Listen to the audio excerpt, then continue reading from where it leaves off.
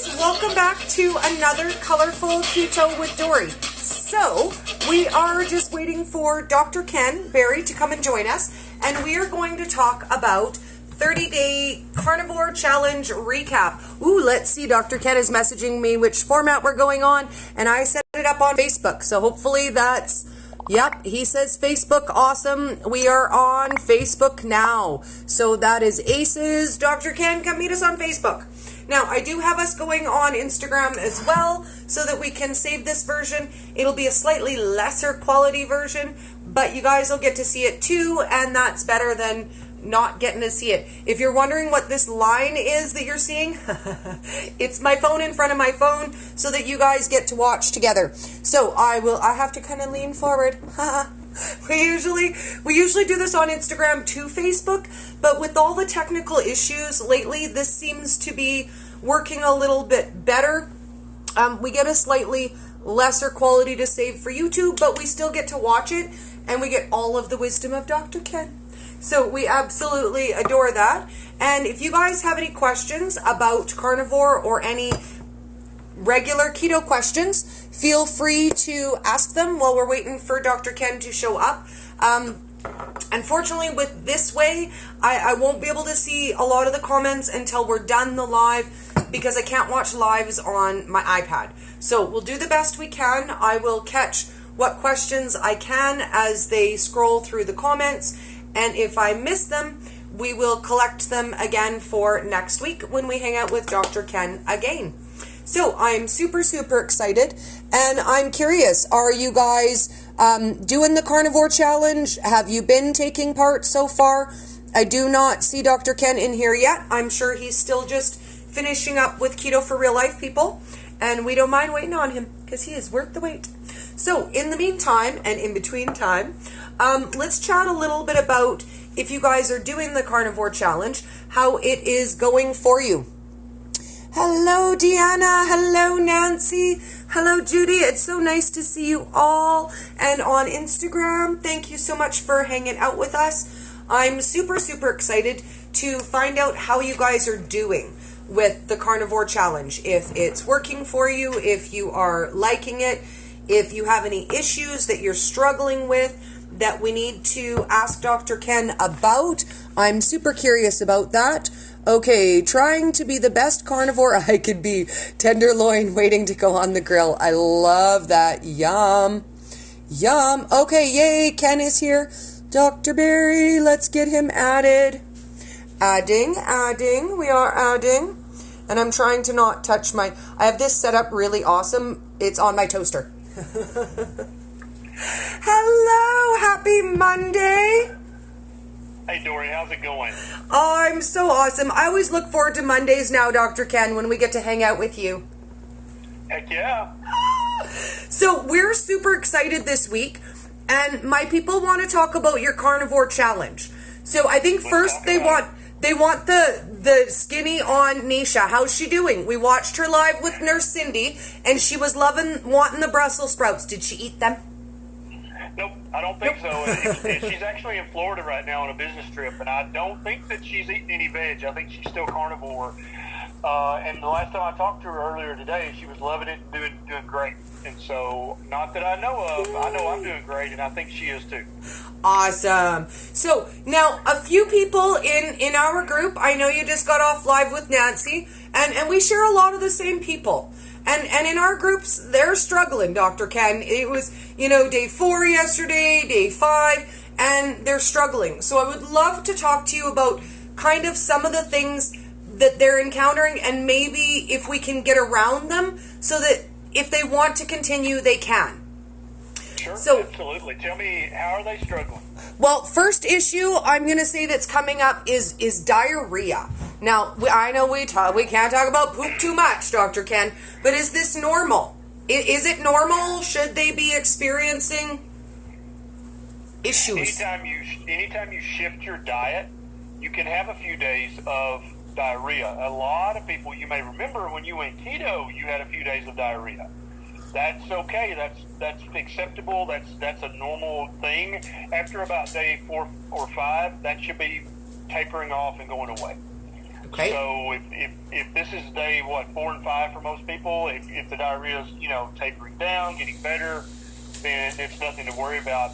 Even if it continues, it's still nothing to worry about. I mean, some people have diarrhea for the first month, they go keto, right? Okay. But that doesn't mean they should stop keto. It just means they've got some stubborn gut bacteria that don't like it and are protesting, right? And so if the only thing you're having is some diarrhea and you're not having severe cramps or severe belly pain or, anything like that, I think it's fine to carnivore on. But if you're having belly pain, cramping, and you just don't feel good, then maybe carnivore is not for you. Okay. And how do we decide the difference? Because what I'm hearing is kind of a combination of, it's like, oh, I'm having bathroom issues, I'm bloated, I'm getting leg cramping, I'm having cravings I didn't have, I'm just generally miserable, Dory. What do I do? Yeah, so if somebody feels that bad, they should just go back to keto and forget it. Okay. And that's fair enough, right? Let's talk about that for a minute. Is there any shame in that, if we try it and it just doesn't work? We were talking about this, and we wish we had called it a carnivore experiment, not a carnivore challenge, because it's no defeat. If carnivore is not made for you and you're not made for carnivore, actually you learn something by doing this. You learn that that's not for you, right? And so I think that's a victory. That's not a defeat by any means. You need to know which particular kind of keto is your keto. And the only way to know that is to try all the different flavors of keto.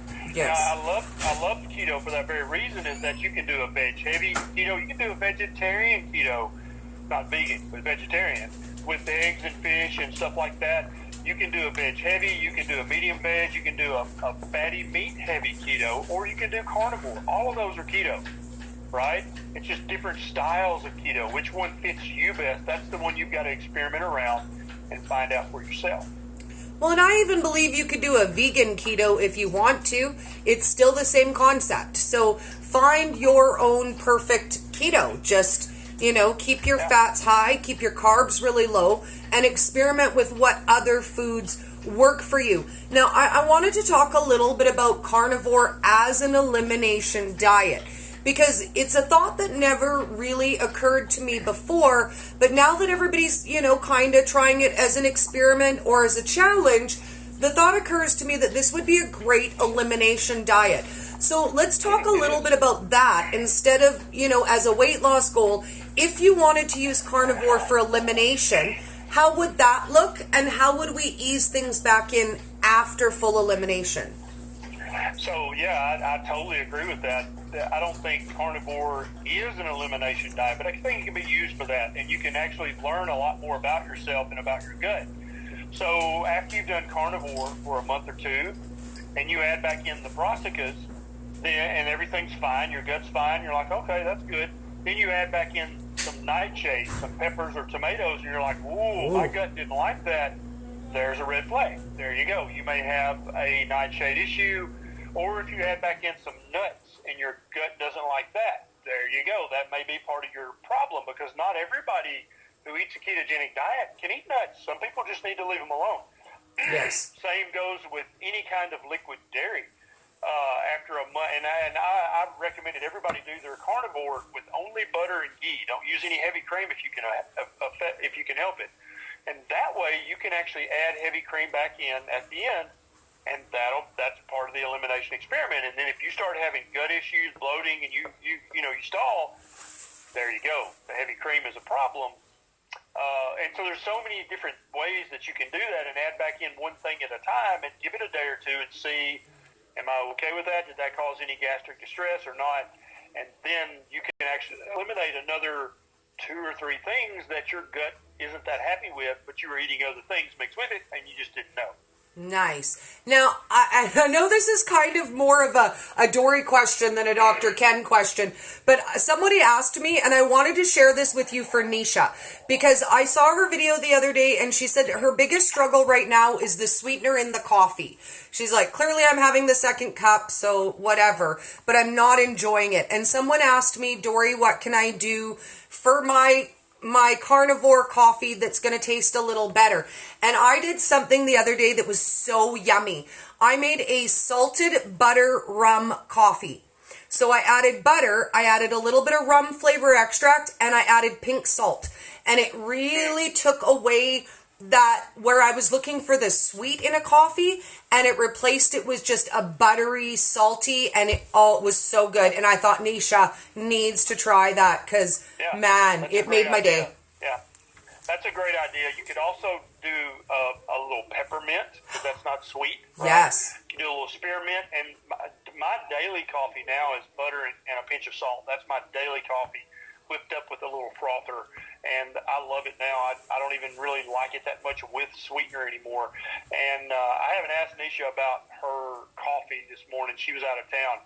But I don't know if she's watching or not. If she is, she might comment. But I think she's out with her business partners down there in Florida, probably out at the dinner or something. Nice. But yeah, there's any number of flavors that you can make a more savory coffee. You just don't want the sweetness. That's what you're trying to avoid.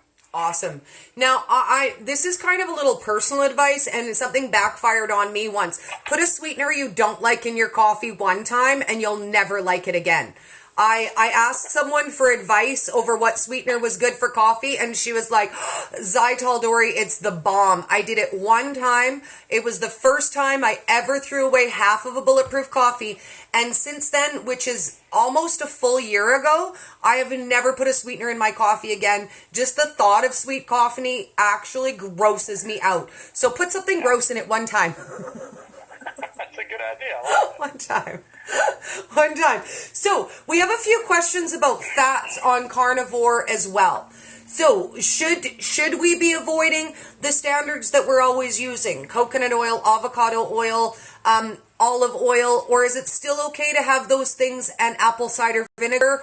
Or if we're strict carnivore, should it be no thank you? So I think a little apple cider vinegar in your Ketorade, or if you use it for heartburn, it's fine. Okay. But there are plenty of animal-based fats. You don't need to use the coconut, avocado, MCT oil, because then you're not carnivore anymore. Why not just use butter, ghee, and bacon grease, lard? You can also use tallow from sheep or from beef, right? Renderings. Yep. And so all of those are delicious fats. They're very, very good sources of saturated fatty acids and both mono and polyunsaturated fatty acids. They're actually, everybody thinks that animal fat's just 100% saturated fat. It's not true at all. They have a blend of fats, right? And so there's no point in using those. Use another fat that's animal based. Awesome. And I made a carnivore shrimp recipe the other day because I realized every recipe that I put out there, even if it's a meat recipe or a shrimp recipe, and I was hunting for things without vegetables in my YouTube so I could post them for people. And I realized everything I make, I usually use either avocado oil or I use olive oil or I use coconut oil. So I made one specifically with butter, fat, and rendered bacon. So that, we can try. And so I'm going to try to do that over the next couple of weeks too, put out a few. So I might message you a couple times and say, hey, Dr. Ken, what do you think of that? Absolutely. Yeah, sounds great. Now, what tips do you have if people are joining along with you in the challenge? So today's the 6th. Most people started with you on the 5th. They're day 6. They're kind of starting to hit their stride. But if they have any bumps along the way, do you have any videos they can look at? Is there anywhere specific that they can comment to ask you questions? Yeah, I've got a couple of, I think 2 or 3 carnivore videos on the YouTube channel now. Okay. And Nisha and I, we've done 2 or 3 lives on the Facebook page that they can go back and watch about carnivore on my Facebook page. Nisha has 3 or 4 vlogs up on her vlog now about carnivore, and you can just search for Nisha Loves It, and you can find her vlog, and then there's a ton of questions answered on that as well. It's really simple. Eat only meat, eat fatty meat until you're full. When you're full, stop eating. And you don't have to count macros. You don't have to worry about protein. Just try it. What you're trying to do is get as much fat as you can, but you don't have to track anything. Okay. Well, and Aster Cindy said something the other day that made me giggle. If it has eyes or if it's going to have eyes, it's carnivore. That's it. That's right. That's right. She's exactly right. Yep. If it ever had eyes or if it's going to have eyes, that's carnivore. Yeah. Now, if we decide we want a little bit of dairy in our carnivore, we're not going to go super, super strict.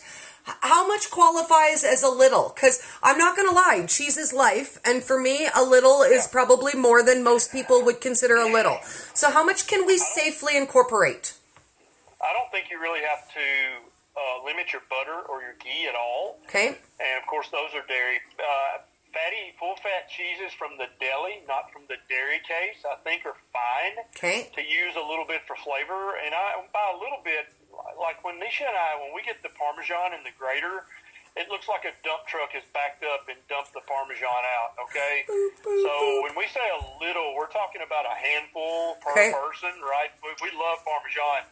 But any of the full-fat cheeses that are truly full-fat aged cheeses, right, like Parmesan, Swiss, cheddar, all those guys that come from the deli or they come from the cheese, right? We're not talking about the dairy case. Yeah. So cream cheese, ricotta cheese, sour cream, all that stuff is too much dairy and not enough fat for the carnivore challenge, okay? And so, but if you want some real full-fat cheese that's like an actual aged cheese, I think that's fine to have on carnivore. Okay. Now, I have a question because somebody asked me if I could figure out how to build a carnivore pizza. So that is apparently my next challenge. So my question is a little bit of sauce okay? Or am I going to have to find something instead of a tomato sauce to do this pizza? You have to make an Alfredo sauce. Okay. Pizza, right? Do you know what? I think I can pull that off. Maybe like a barbecue chicken Alfredo something. Right. And you could have your crust made out of crushed meat skins, and then you know how they make the chicken crust? Yes. You could do that with some meat skins, and it might actually have a little crunch to it, and then your toppings. You could just at your liberty. Yeah. Nice. I'm going to try it because you know me, I love requests. So I just was curious and I thought, well, I don't know. I don't know that I can get away with putting a little tomato sauce. So that's an amazing, amazing idea. So my next question for you is, what do you have up and coming this week? Like we know Nisha's away. Are you rescheduling your Sunday live with her? When can we catch that? Yeah, we're gonna do that when she comes back into town. That'll probably be Thursday sometime.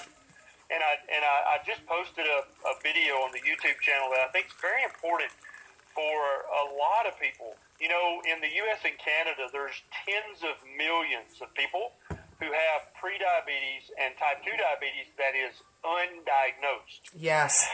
And you guys may have seen my video the other day about how even though it's undiagnosed, and you may not even have type 2 diabetes yet, if you have prediabetes, there's permanent damage being done to all of the tiny arteries all over your body, from your eyes to your brain to your heart to your kidneys to your penis, right? And we want everything to keep working.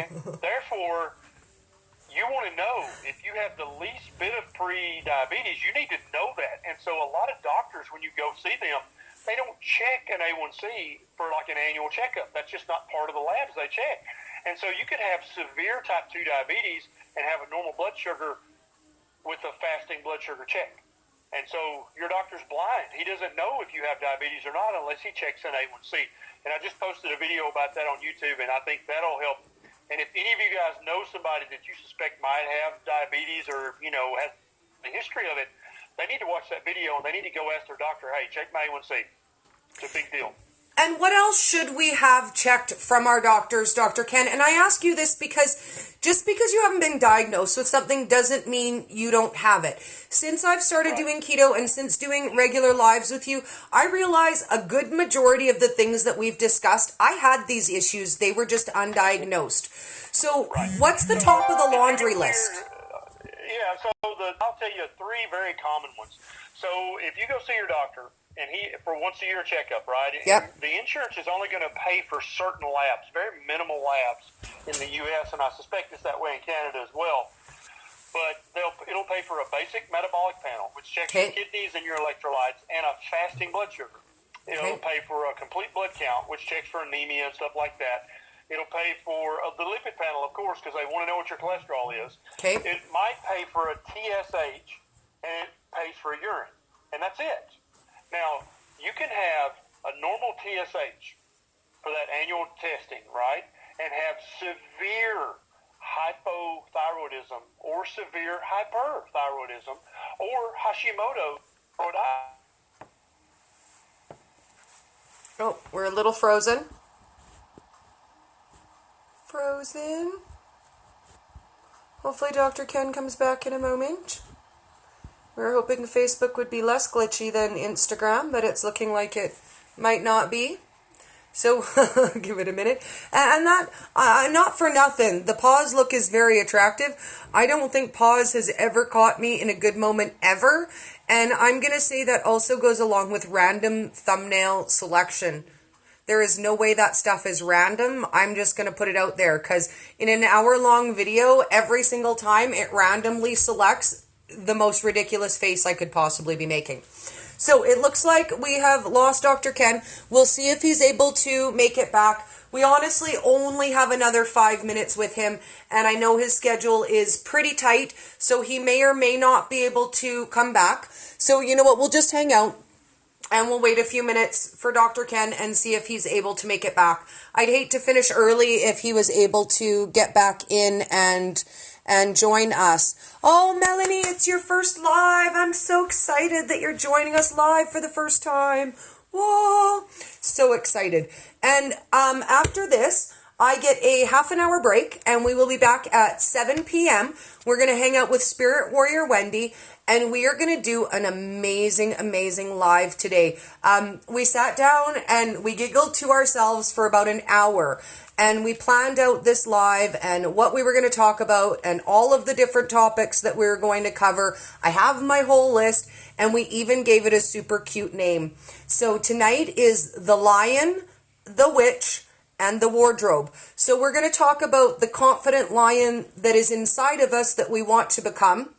We're going to talk about the witch that we used to be and is sometimes still inside of us that we battle against. And we're going to talk about the wardrobe that is my new nemesis, because I don't know about you guys, but I'm going to say just since keto in the last year and a half, I am on wardrobe number 5. So I don't know about you guys. I am tired of the wardrobe being my least best friend, and I'm frustrated with having to reclothe myself entirely every 3 months. So that is what we're going to talk about with Spirit Warrior Wendy at 7 p.m. I hope you guys can make it, and if you can't make it, I hope to see you on the replay. Have an amazing night, and have the most motivational Monday ever. Have a great night, guys. See you in about a half an hour. Take care.